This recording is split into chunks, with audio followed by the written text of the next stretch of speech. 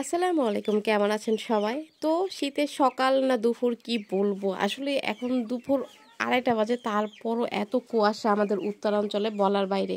উত্তরবঙ্গে এত শীত কেন হয় সেটাই তো আমি বুঝি না। এত এত ঠান্ডা পড়ছে, ওরে বাবারে। এই যে ঠান্ডার মধ্যেও আমরা চলে আসলাম ভিডিও করতে। ভিডিও তো করা নিয়ে কথা, তাই না? ভিডিও তো করতেই হবে। আসলে ভিডিওটা আমি করি নাই, আমার ছোট ভাই আমার জন্য করে নিয়ে এসেছে। ভিডিওটা হলো ফুলকপির ক্ষেত, আজকে আপনাদের দেখাবো। ফুলকপির ক্ষেত কম বেশি আমরা সবাই দেখেছি, কিন্তু এইভাবে কি ফুলকপি হতে দেখেছেন? আমি অবশ্য কখনো আগে দেখি নাই, এবারই প্রথম। আমার কাছে খুব ভালো লেগেছে। এখনো হয় নাই, এটা নাকি শুক্রবার আস্তে আস্তে বড় হয়ে যাবে, তো শুক্রবার দিন হাটে নিয়ে চলে যাবে।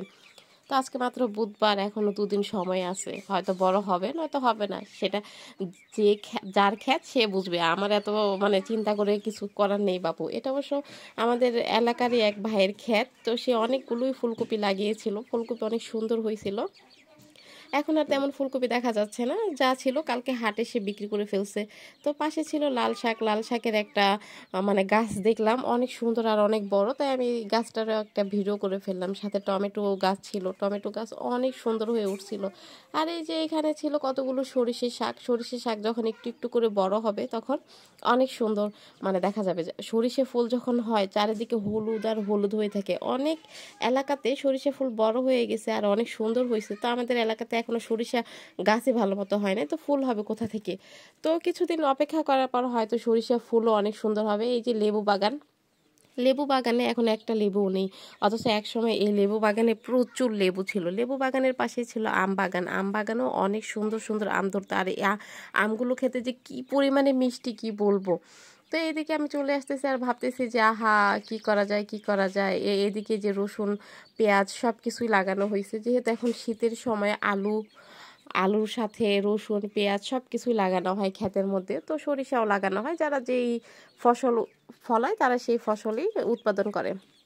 তো এইদিকে দেখেন কত সুন্দর একটা জংলি ফুল ধরে আছে। জংলি ফুল, এটা যে কি ফুল সেটা আমি জানি না, এটার নামও আমার জানা নাই। এগুলো হলো যে সরিষা, এখনো সরিষার শাক হয় নাই। যখন এটা সরিষার শাক হবে তখন এখান থেকে কিছু কিছু শাক আবার তুলে তুলে মানে ফেলে দেওয়া হবে, কারণ বেশি ঘন হইলে সরিষা ফুল ফোটে না। সরিষা ফুল ভালো মতো না ফুটলে সরিষাও ভালো মতো হবে না। তো এখানে আলু গাছ ছিল, আলু গাছও এখনো ভালো মতো বের হয় নাই। এত কুয়াশা আর এত ঠান্ডা, কি আর বের হবে? আমার মনে হয় এইবারও আলুর ফলন ভালো হবে না।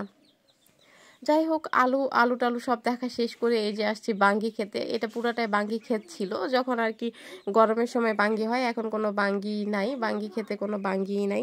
তারপরও দুই একটা দেখতেছি যে বাঙ্গি টাঙ্গি আছে নাকি, একটু মানে দেখি ভালো মতো, যদি থাকে তাহলে নিয়ে যাব। না, কোনো বাঙ্গি টাঙ্গি নেই, বাঙ্গি দেখলাম না। তারপর আমরা চলে আসলাম আখ খেতে। আহা, আমাদের এলাকায় তো এটা গ্যান্ডারি বলে, আবার কোনো কোনো এলাকায় কুষারও বলে। যাই হোক, এই কুষার খেতে এসে দেখি ওমা, এখানে তো একটা কুষারও হয় নাই বা আখ হয় নাই। কি রে, আখ না হইলে কি খাবো? এখানে দেখি একটা বাঁশ, বাঁশ তো আর খাওয়া যায় না, তাই না? তো অনেক খোঁজাখুঁজির পর আমি একটা আখও খুঁজে পেলাম না। যে একটা পাইলাম সেটা অনেক পাইনসা ছিল, তাই আমি আর ওইটা নিই নাই, ওইটা রেখেই চলে আসছি। আসসালামু আলাইকুম, সবাই ভালো থাকবেন, সুস্থ থাকবেন।